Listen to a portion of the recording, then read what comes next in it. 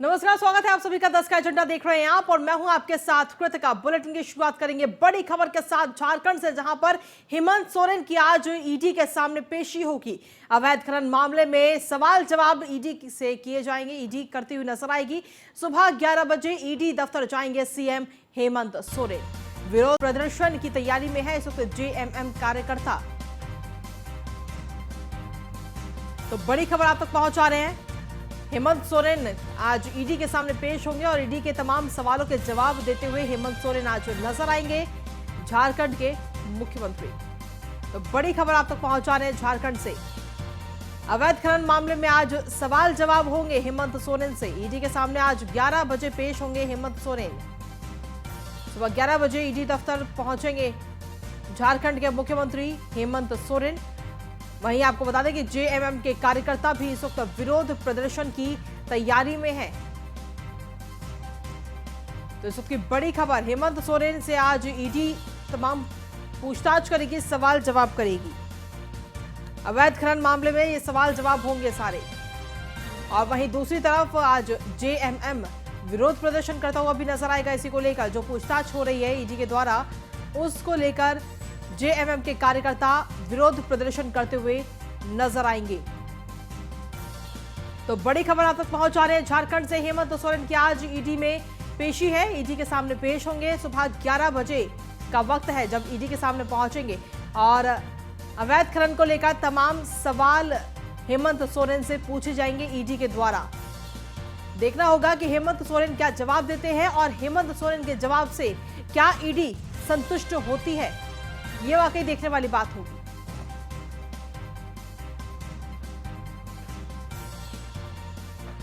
तो बड़ी खबर आप तक पहुंचा रहे हैं। अवैध खनन मामले में ये सवाल जवाब होंगे। सुबह 11 बजे ईडी दफ्तर जाएंगे सीएम हेमंत सोरेन। बड़ी खबर आप तक पहुंचा रहे हैं।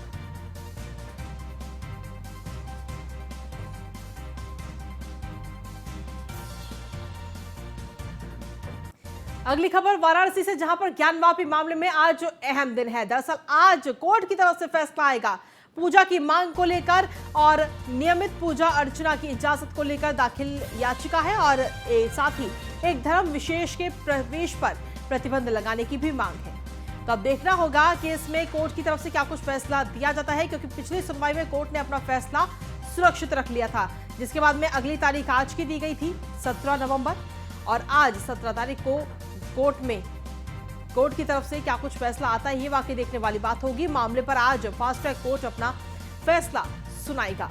तो ज्ञानवापी मामले में आज काफी अहम दिन है। आज कोर्ट की तरफ से फैसला सुनाया जाएगा। नियमित पूजा की मांग को लेकर ये फैसला आएगा और साथ ही एक धर्म विशेष के लोगों के प्रवेश पर प्रतिबंध लगाने को लेकर आज फैसला आएगा। नियमित पूजा अर्चना को लेकर आज ये याचिका दाखिल की गई थी और इस पर सुनवाई पूरी हो चुकी है दोनों पक्षों की तरफ से, और बहस पूरी होने के बाद में कोर्ट ने अपना फैसला सुरक्षित रख लिया था, जिसके बाद में आज कोर्ट की तरफ से फैसला सुनाया जाएगा। कोर्ट क्या फैसला देता है, ये देखना होगा। वाराणसी से बड़ी खबर आप तक पहुंचा रहे हैं। ज्ञानवापी मामले में आज अहम दिन है। पूजा की मांग को लेकर आज कोर्ट का फैसला आएगा। क्या कोर्ट की तरफ से पूजा की जो मांग की जा रही है उसे कोर्ट अनुमति देता है या नहीं देता।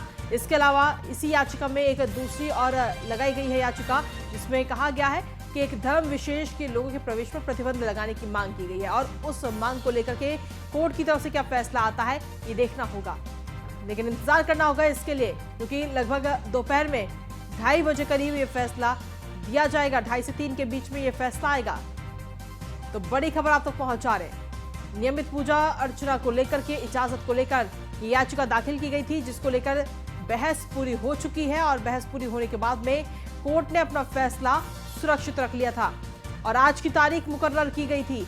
अब आज कोर्ट की तरफ से क्या कुछ फैसला इसको लेकर, इस याचिका को लेकर सुनाया जाता है, इस पर सभी की नजर है। अधिक जानकारी के साथ संतोष ओझा फोन लाइन पर जुड़े हैं। संतोष, क्या कुछ ताजा अपडेट? सभी की नजर इस वक्त बनी हुई है कि आखिर कोर्ट की तरफ से क्या कुछ फैसला इसे लेकर सुनाया जाएगा? देखिए, निश्चित तौर पे ये कहा जा सकता है कि ये एक आज बड़ा फैसला होना है। फैसले में इस बात का साफ साफ उल्लेख किया जाएगा, यदि पक्ष में फैसला आता है तो, कि क्या कोर्ट इस परिसर में मुसलमानों के प्रवेश होना चाहिए या नहीं होना चाहिए, नंबर 1। नंबर 2, वादी के साथ साथ दूसरे लोग इस परिसर में पूजा अर्चन कर पाएंगे या नहीं कर पाएंगे। तो ये दो बातों पे फैसले आना है। जज के कोर्ट में ये फास्ट ट्रैक में मुकदमा चल रहा है और फास्ट ट्रैक मुकदमा में आज एक बार फिर से सुनवाई होगी। जी आखिर किस तरीके से वहां पर, क्योंकि सभी की नजर है इस वक्त कोर्ट के फैसले पर, जो आखिरी सुनवाई हुई थी उसमें दोनों पक्षों की तरफ से बहस पूरी हो चुकी थी कोर्ट ने, जिसके बाद में अपना फैसला सुरक्षित रख लिया था और आज की तारीख को मुकर्रर किया था। देखिए, यदि पिछले सुनवाई की बात की जाए तो ये 2 दिन पहले इस पे फैसला आना था। पूरी उम्मीद थी कि फैसला आ जाएगा, लेकिन जज ये कहते हुए इस फैसले को आगे बढ़ा दिए थे कि ये जो मामला है ये पूरा संवेदनशील है, लिहाजा 2 दिन का और मौका कोर्ट को दिया जाना चाहिए। 2 दिन बाद इस पूरे मौके पे या पूरे इशू पे वो फैसला देंगे। समझा जा सकता है कि वो दूसरा दिन आज 17 तारीख है और आज का वो वक्त है जब निर्णय इस बात का होना है कि क्या इस परिसर में मुस्लिमों के प्रवेश पे रोक लगेगा या नहीं लगेगा, नंबर 1। नंबर 2, क्या मुसलमानों को या ये कहा जाए कि हिंदू पक्ष को, दूसरे पक्ष को वहां पे अपने आराध्य के पूजन अर्चन का अधिकार दिया जाएगा कि नहीं दिया जाएगा। 2 बजे का समय होगा। 2 बजे से जब कोर्ट बैठेगी, फास्ट कोर्ट बैठेगी, तो ये इस बात पे मुकर्रर किया जाएगा। लेकिन एक दूसरी सबसे जो महत्वपूर्ण बात सामने आ रही है वो ये आ रही है कि एक बार फिर से जो वादी हैं, यदि केस की हम शुरुआत की बात करें, मुकदमे की शुरुआत की बात करें, तो मुकदमे के शुरुआत में 5 महिलाओं ने इस पे एक वाद डाला था, जो बाद में किसी मतभेद के कारण 4 एक साथ और 1 अकेले हो गई थी, जो राखी सिंह है, जिसपे आज फैसला आना है। राखी सिंह अकेले हो गई थी। लेकिन 2 दिन पहले कोर्ट में एक एप्लीकेशन मूव कराया गया है इन बाकी 4 महिलाओं द्वारा और ये कहा गया है कि चूंकि इस केस का स्वभाव बाकी के केस से मिलता जुलता है, लिहाजा उनको भी इसके साथ क्लब किया जाए, जोड़ दिया जाए। तो समझा जा सकता है कि इसको भी आधार बना के कोर्ट आज के फैसले को टाल सकता है, ऐसी संभावनाएं दिखाई जा रही हैं। लेकिन अब देखने की बात होगी कि जब 2 बजे का कोर्ट लंच आवर के बाद बैठेगी तो क्या इस पे अपना ये फैसला देती है या फिर एक बार फिर से इस मामले को आगे की अगली तारीख दी जाती है। जी फिलहाल वहां पर माहौल कैसा है, क्योंकि जब भी इस तरीके का कोई भी फैसला आता है तो माहौल कहीं ना कहीं बिगड़ने की संभावना ज्यादा नजर आती है। संतोष, देखिए, निश्चित तौर पे ये कहा जाएगा कि लोगों की उम्मीदें, लोगों के नजरें और लोगों को एक चाहत जो है, चाहे वो दोनों पक्षों की बात हम कर रहे हैं, कोर्ट की ओर है। सबको इस बात का इंतजार है कि आज जब कोर्ट बैठेगी और अपने फैसले को सुनाएगी तो वो फैसला किस पक्ष में जाएगा, किस ओर जाएगा। परिसर की बात करें या हम शहर की बात करें तो समझा जा सकता है कि लोगों में एक उतावलापन है, एक जानने की जरूर लोगों में एक चाह है। लेकिन कुल मिला के यदि बात की जाए तो कुल मिला के जो प्रशासन है वो पूरी तरीके से कल 144 लागू कर दिया है। उसके पीछे की 2 वजह है, वीवीआईपी मूवमेंट और इस कचहरी से भी जुड़ा हुआ मामला बताया जा रहा है। फैसला आने के बाद और पहले की बात यदि हम कर लें तो पहले निश्चित तौर पे शहर के तमाम क्षेत्रों में न केवल चौकसी बढ़ाई गई है बल्कि जो रूट मार्च कहा जा सकता है या पैदल जो मुआयना किया जाता है वो अलग अलग चौकी क्षेत्र और थाना क्षेत्र से कराया जा रहा है, सिर्फ इसलिए कि जो अवांछनीय तत्व हैं या फिर जो कहीं से गड़बड़ी की आशंका है उसको रोका जा सके और चैन से, या ये कहा जाए कि अमन चैन के साथ शहर को रखा जाए। जी चलिए, शुक्रिया संतोष तमाम जानकारी और अपडेट्स देने के लिए। तो आपको बता दें कि कोर्ट की तरफ से आज फैसला सुनाया जाएगा और सभी की नजर इस वक्त कोर्ट के फैसले पर है। इसी के साथ खबरों में आगे बढ़ेंगे। अगली खबर का रुख कर लेते हैं बरेली से, जहां पर पूर्व बीजेपी विधायक पप्पू भरतौल उर्फ राजेश मिश्रा के घर पर हमला किया गया है। इस वक्त की बड़ी खबर आप तक पहुंचा रहे हैं। बदमाशों ने गाड़ियों में तोड़फोड़ की है और हवाई फायरिंग भी की है। पप्पू भरतौल को जान से मारने की धमकी दी गई है।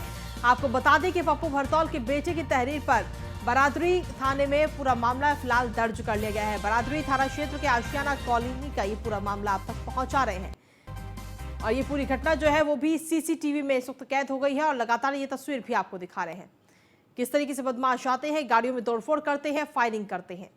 पप्पू भरतौल के बेटे की तहरीर पर फिलहाल पूरा मामला थाने में दर्ज किया गया है।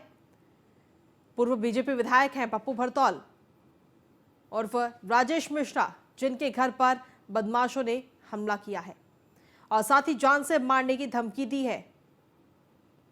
न्यूज़ वन इंडिया पर एक्सक्लूसिव तस्वीरें इस वक्त आपको दिखा रहे हैं। देखिए तस्वीरों में किस तरीके से यह हमला किया गया और गाड़ियों में तोड़फोड़ की गई, फायरिंग की गई है। तो पूर्व बीजेपी विधायक पप्पू भरतौल उर्फ राजेश पर यह हमला किया गया। बदमाशों ने गाड़ियों में तोड़फोड़ की है और साथ ही हवाई फायरिंग भी की है और ये इस दौरान ये पूरी घटना जो है वो सीसीटीवी में कैद हो गई है।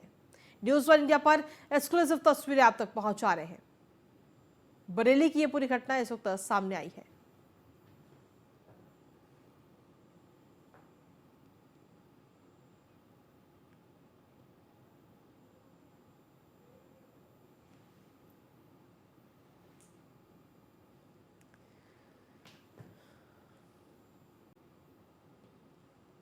तो न्यूज़ वन इंडिया पर एक्सक्लूसिव तस्वीरें इस वक्त आप तक पहुंचा रहे हैं। पप्पू भरतौल के बेटे की तहरीर पर फिलहाल ये पूरा मुकदमा दर्ज कर लिया गया है। पूर्व बीजेपी विधायक है पप्पू भरतौल उर्फ राजेश मिश्रा, जिनके घर पर यह हमला हुआ है और सीधे तौर पर देखा जाए तो जान से मारने की धमकी पप्पू भरतौल को दी गई है।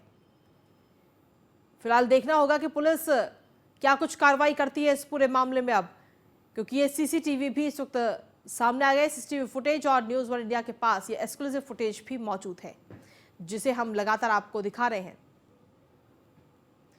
बदमाशों ने गाड़ियों में तोड़फोड़ की, हवाई फायरिंग की है और पूर्व विधायक को जान से मारने की धमकी दी है।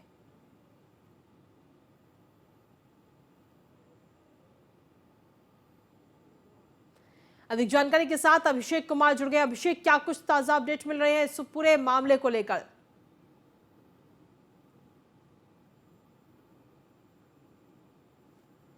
अभिषेक, आवाज मिल पा रही है आपको? जी, आपको बता दें ये पूरा क्षेत्र के आसियाना। हेलो जी जी अभिषेक। जी आवाज आ रही है?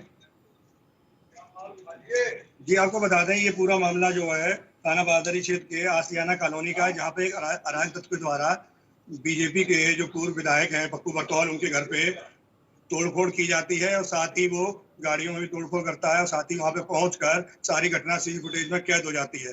वहीं विधायक पप्पू भरतौल का आरोप है कि उस शख्स के द्वारा घर में घुसकर घर के बाहर गाड़ियों में तोड़फोड़ व कुर्सियों को फेंका गया है। आप सीसी फुटेज में साफ तौर पर देख सकते हैं। वहीं थाना बारदरी में ये मुकदमा दर्ज कराया गया है। साथ ही उनका आरोप है कि उस शख्स के द्वारा फायरिंग भी की गई है, साथ ही उन्होंने अपनी जान का खतरा भी जताया है। जी, फिलहाल अब ये पूरा जो मामला है, ये मुकदमा दर्ज कर लिया गया है पुलिस की तरफ से, तो आगे पुलिस क्या कुछ कार्रवाई कर रही है?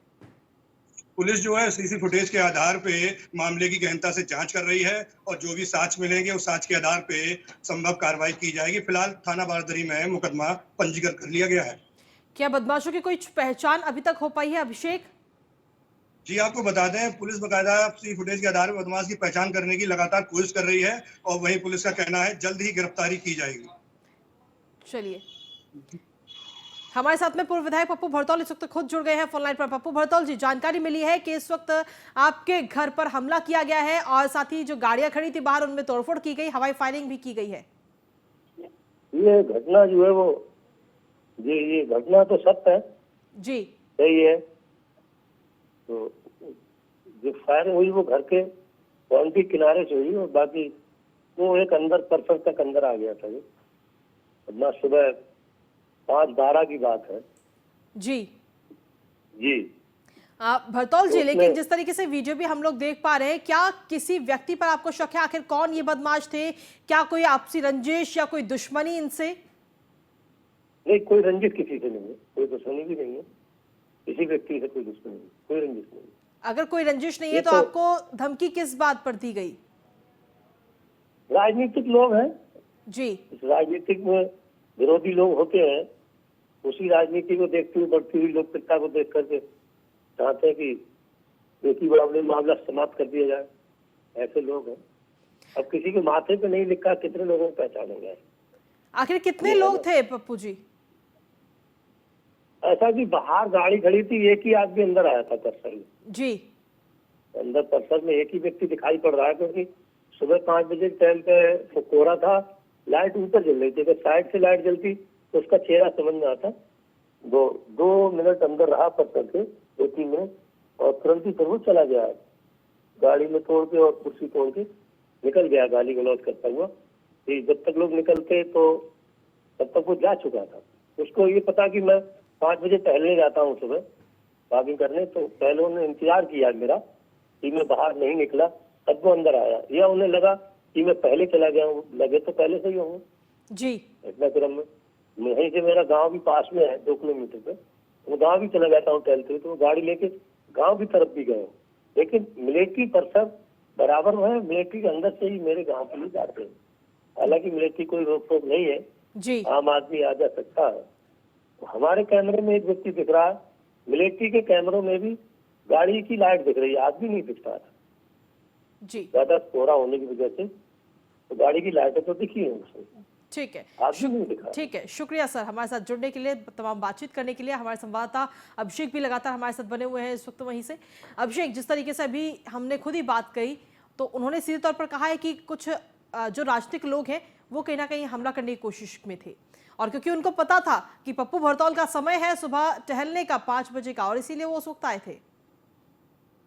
जी, आपको बता दें पुलिस इन्हीं सब पहलुओं पर गहनता से जांच कर रही है, क्योंकि पप्पू भरतौल एक जाने माने एक अच्छे विधायक हैं, और काफी राजनीतिक लोगों की उद्देश्य भावना भी इस तरह से रहती है, बहुत से लोग उनसे जलते भी हैं, ज्वलन की भावना बनी रहती है।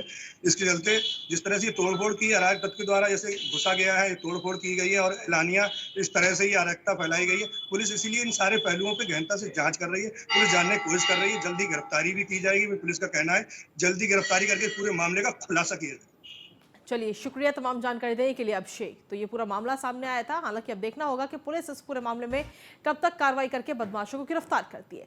खबरों में आगे बढ़ेंगे 10 के एजेंडे में, और अगली खबर का रुख करते हैं। रामपुर में आज भारतीय जनता पार्टी और समाजवादी पार्टी के प्रत्याशी पर्चा भरते हुए नजर आएंगे। आपको बता दें कि बीजेपी प्रत्याशी आकाश सक्सेना आज नामांकन करेंगे, वहीं पूर्व केंद्रीय मंत्री मुख्तार अब्बास नकवी इस दौरान नामांकन के दौरान वहां पर मौजूद रहेंगे। वहीं समाजवादी पार्टी के प्रत्याशी आसिम रजा भी आज नामांकन करेंगे। हालांकि आसिम रजा दोपहर 2 बजे कलेक्ट्रेट में आज नामांकन करेंगे, और उनके नामांकन के दौरान आजम खान भी वहां पर मौजूद रहेंगे। तो आपको बता दें कि आजम खान की विधायकी जाने के बाद में ये सीट खाली हुई थी, जिसके बाद में अब समाजवादी पार्टी ने आसिम रजा को चुनावी मैदान में उतारा है। अधिक जानकारी के साथ संवाददाता फहीम खान इस वक्त जुड़ गए हैं, सीधा उन्हीं का रुख करते हैं। फहीम, क्या कुछ ताजा अपडेट इस वक्त मिल रही है? जी, इस वक्त देखिए समाजवादी पार्टी के कद्दावर नेता आजम खां समाजवादी का जो दफ्तर है दारुल अवाम वहां पहुंचने वाले हैं, और नामांकन की तैयारी के लिए वहां संबोधित करेंगे कार्यकर्ताओं को। उसके बाद में 2 बजे के लगभग जो है वो नामांकन कराने के लिए यहाँ से निकलेंगे। तो वहीं दूसरी ओर मैं आपको बता दूं, आकाश कुमार सक्सेना जो कि भारतीय जनता पार्टी के प्रत्याशी हैं, उनके यहाँ पूजा चालू हो गई है। पूजा और हवन के बाद मुख्तार अब्बास नकवी उनको साथ लेकर नामांकन कराने के लिए कलेक्ट्रेट की ओर आएंगे, और आज जो है दोनों ही लोगों का नामांकन होगा। और साथ ही मैं आपको बता दूं, पूर्व ब्यूरोक्रेट अमिताभ ठाकुर भी रामपुर में पहुंच चुके हैं, और उन्होंने अपनी पार्टी जो बनाई है उसका प्रत्याशी का ऐलान किया है मोइन खान को। उसका नामांकन कराने के लिए अमिताभ ठाकुर भी यहाँ मौजूद रहेंगे। तो आज रामपुर में सियासी पारा पूरी तरह से हाई रहेगा, और इस टाइम जो है कार्यकर्ताओं का जमावड़ा दोनों ओर लगना शुरू हो गया है। और अब से 1 घंटे बाद आप देखेंगे कि यहाँ नामांकन के लिए दोनों ही दल, बल्कि जो और बाकी प्रत्याशी हैं निर्दलीय और कुछ दल के भी हैं, वो भी यहाँ नामांकन कराने के लिए आएंगे। वो तस्वीर आपको लाइव में दिखाऊंगा, जिस तरह से लोग जो है यहाँ पहुंचेंगे। क्या वो ढोल नगाड़ों के साथ पहुंचेंगे, भीड़ के साथ पहुंचेंगे, या फिर कोविड का प्रोटोकॉल करते हुए, आचार संहिता का पालन करते हुए 2 या 4 लोग पहुंचेंगे, या साथी के साथ नामांकन होगा, या फिर बहुत धूम धड़ाके के साथ होगा, ये देखना थोड़ा सा दिलचस्प होगा। क्योंकि अभी 1 घंटे का वक्त बाकी है। 1 घंटे बाद नामांकन कराने के लिए यहाँ लोग उपस्थित होंगे कलेक्ट्रेट पे। जी, जिस तरीके से देखा जाए तो भारतीय जनता पार्टी के प्रत्याशी जब नामांकन करेंगे आकाश सक्सेना, तो उनके साथ में मुख्तार अब्बास नकवी रहेंगे। लेकिन वहीं दूसरी तरफ अगर देखा जाए तो आसिम रजा जब नामांकन करेंगे तो उनके साथ कौन कौन मौजूद रह सकता है? जी कृतिका, मैं बता दूं कि आसिम राजा जब अपना नामांकन कराने के लिए निकलेंगे तो आजम खां से लेके अब्दुल्ला आजम, क्योंकि वो अपने आप में बहुत बड़ा कद है, आजम खां अपने आप में बहुत सारे नेताओं के बराबर वो एक नेता हैं, तो उनका रहना बहुत बड़ी बात है, वो साथ रहेंगे। तो दूसरी ओर भारतीय जनता पार्टी के प्रत्याशी के साथ पूर्व केंद्रीय मंत्री मुख्तार अब्बास नकवी के अलावा भाजपा के वरिष्ठ नेता और भी पश्चिमी उत्तर प्रदेश के प्रभारी से लेकर बहुत बड़े पैमाने पे यहाँ नेता उपस्थित रहेंगे, जिसमें मोहित बेनीवाल का नाम प्रमुख रूप से लूंगा मैं, और साथ ही जो कृषि राज्य मंत्री हैं बलदेव सिंह ओलख, वो भी नामांकन में शामिल रहेंगे। तो वीआईपी का जमावड़ा रहेगा आज रामपुर के अंदर, और नामांकन के दौरान वीआईपी चेहरे देखने को मिलेंगे। जी चलिए ठीक है, आप बने रहिए, आगे भी आपसे अपडेट्स और जानकारियां लेंगे। तो आपको बता दें कि रामपुर की सीट पर उपचुनाव होना है और इस उपचुनाव में दोनों की कड़ी टक्कर है। एक तरफ आकाश सक्सेना भारतीय जनता पार्टी की तरफ से प्रत्याशी बनाए गए हैं, दूसरी तरफ समाजवादी पार्टी की तरफ से असीम रजा प्रत्याशी बनाए गए हैं। देखना होगा कि वहां की जनता किसके नाम पर ज्यादा मोहर लगाती है। खबरों में आगे बढ़ेंगे तो वहीं आपको बता दें कि नामांकन से पहले पूर्व केंद्रीय मंत्री मुख्तार अब्बास नकवी ने कहा है कि बीजेपी पूरे देश में समावेशी विकास, सर्वस्पर्शी सशक्तिकरण के सिद्धांत के साथ कार्य कर रही है और बीजेपी ने समाज के हर तबके में विकास और विश्वास पैदा किया है। देखिए, मैं तो रहूँगा और पार्टी के सभी वरिष्ठ लोग रहेंगे उसमें और ये उपचुनाव जो हो रहा है ये महत्वपूर्ण है और भारतीय जनता पार्टी के उम्मीदवार हैं आकाश सक्सेना साहब और बहुत ही कंफर्टेबल तरीके से, बहुत बेहतर तरीके से भारतीय जनता पार्टी और कमल का फूल मिलाएगी। मुझे पूरा यकीन है और पूरे पार्टी के कार्यकर्ता और रामपुर की जनता इस बात को एहसास करती है कि आज केंद्र में जो मोदी जी की सरकार है, प्रदेश में योगी साहब की सरकार है, वो जो समावेशी विकास और सर्वस्पर्शी सशक्तिकरण कर रही है।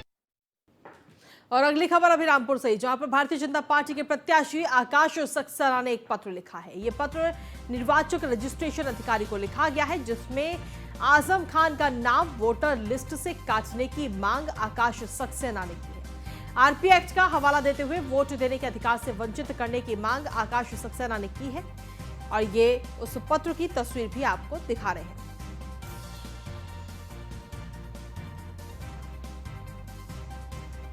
तो बीजेपी प्रत्याशी आकाश सक्सेना ने यह पत्र लिखा है। निर्वाचक रजिस्ट्रेशन अधिकारी को यह पत्र लिखा गया है, जिसमें आजम खान को वोट देने से वंचित रखने की मांग उन्होंने की है। आजम खान का नाम वोटर लिस्ट से काटने की मांग आकाश सक्सेना ने की है। आरपी एक्ट के हवाला देते हुए वोट देने के अधिकार से वंचित करने की मांग आकाश सक्सेना ने अपने इस पत्र के जरिए की है। बड़ी खबर आप तक पहुंचा रहे हैं।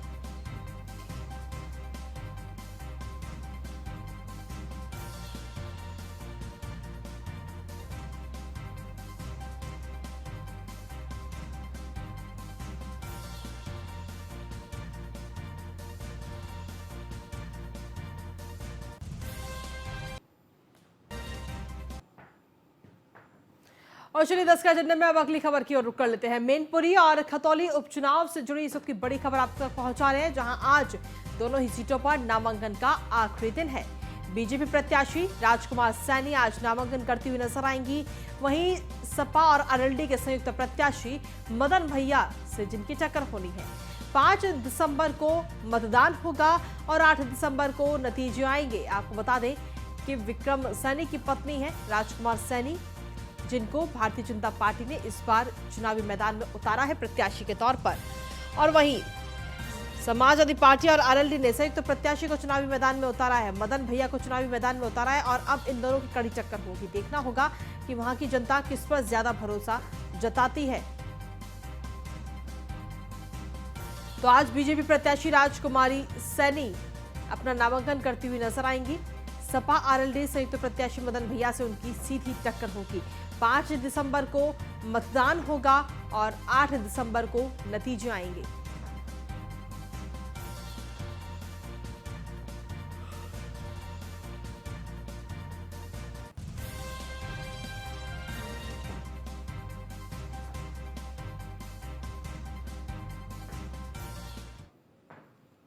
और वहीं मुजफ्फरनगर से बड़ी खबर, जहां पर डिप्टी सीएम ब्रजेश पाठक आज दौरा करते हुए नजर आएंगे। सुबह 11:30 बजे खतौली विधानसभा पहुंचेंगे ब्रजेश पाठक। खतौली विधानसभा में उपचुनाव को लेकर डिप्टी सीएम का यह दौरा है, जहां बीजेपी पदाधिकारी और कार्यकर्ताओं के साथ बैठक करते हुए डिप्टी सीएम ब्रजेश पाठक नजर आएंगे। खतौली विधानसभा में जनसभा को भी संबोधित ब्रजेश पाठक करेंगे। तो ये बड़ी खबर आप तक पहुंचा रहे हैं। आपको बता दें कि बीजेपी पदाधिकारी और कार्यकर्ताओं के साथ बैठक करेंगे और साथ ही जनसभा को संबोधित करेंगे और इस दौरान राजकुमारी सैनी के पक्ष में मतदान करने की अपील वहां की जनता से करते हुए उप मुख्यमंत्री नजर आएंगे। तो सुबह 11:30 बजे खतौली विधानसभा पहुंचेंगे ब्रजेश पाठक। ये बड़ी खबर आप तक पहुंचा रहे हैं।